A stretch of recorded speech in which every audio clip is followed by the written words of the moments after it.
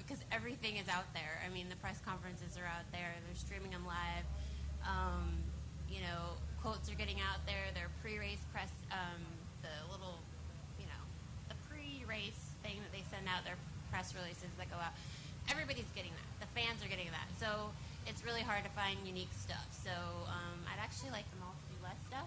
I like them to be less involved with their fans so that I can tell the fans what's happening. It just makes it harder for me to get good stuff. In baseball, the big dream is embeddable video clips. Yeah, because MLB TV, they're like Nazis about that. If something goes up on YouTube, it's. I think you can be shot in certain states for doing that. So I think from a baseball blogger's perspective, that's the number one dream. Is hopefully they move towards an NBA or NHL type outlook and allow us to embed these things because it sure make our lives a lot easier. Ironically, the same thing that the athletes can do to globalize themselves can also get them in trouble when they're on Twitter and things of that nature. We call it Reggie Wayning. Is that a verb to Reggie Wayne? Yeah, Reggie Wayning is when you give your credit card over to your Tiger-style ladies via DM that just happens to be mistakenly as a tweet, also known as Ray Allenish. So the adjective is Ray Allenish. It's Ray Allenish, but it's Reggie Wayning. Reggie Wayning. Okay, so you learned something. You know, I got a whole site where you can see all the words and everything. I hope you have a glossary. I do.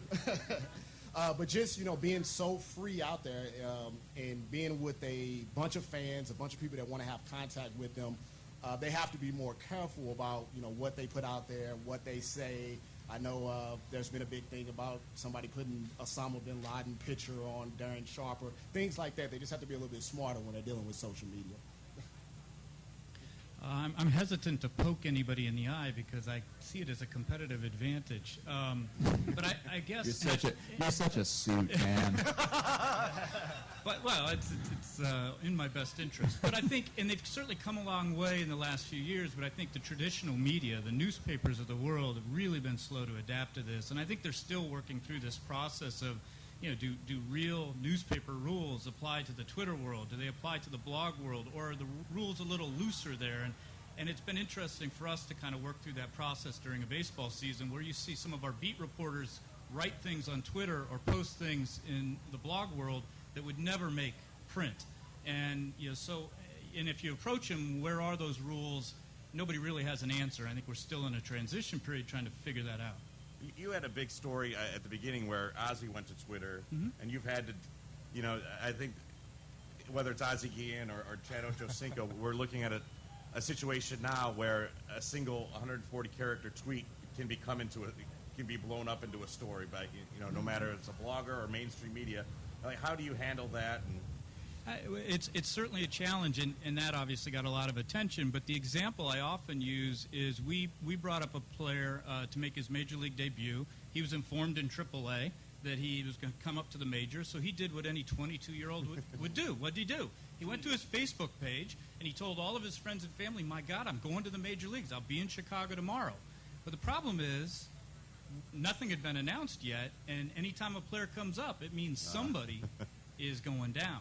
And, at that point, no one had been told we're still playing a game, and suddenly this kid didn't do anything wrong, but I use that always as an example. It's a little less touchy than the Guillen situation, as an example of something that we now have to deal with. We attempt to educate our players, but that's going to be a fine line that you always walk. Where we ended up with Ozzy this spring is he does tweet about his life and activities away from the White Sox, and then we handle kind of the professional business side of the tweeting through at Inside the Sox, which is my website. He's like the Diego Maradona of baseball management. I mean, I don't know if you know this, but like if Maradona were in the United States, he would be all you were writing about.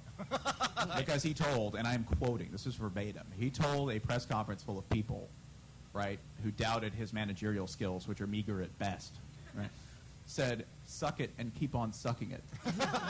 This is Diego. And immediately I thought it was Just to be clear. I kind of chuckle, and Kevin, you had referenced this a little bit earlier. I think there's this impression that we have these big meetings so that we're all on message. and that we walk out and come on. I mean, just watching Ozzie Guillen press conference or watching Ozzie Guillen, it doesn't